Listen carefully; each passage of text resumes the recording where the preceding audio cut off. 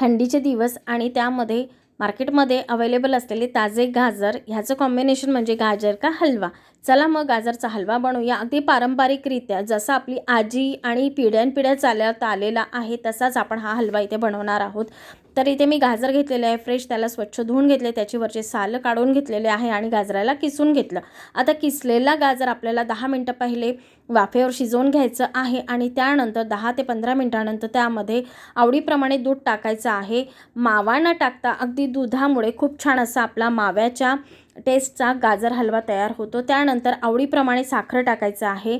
आता ह्या गाजराच्या हलव्याला आपल्याला तडका द्यायचा आहे, त्यासाठी इथे मी तूप गरम केलेलं आहे आणि त्याच्यामध्ये भरपूर ड्रायफ्रूट्स टाकलेले आहे आणि हा तडका आता गाजराच्या हलव्यावर टाकायचा। आणि खरं सांगते अगदी अप्रतिम अशी चव लागते या गाजराच्या हलव्याची आणि मस्त असा गाजराचा हलवा तयार होतो बिना माव्याचा।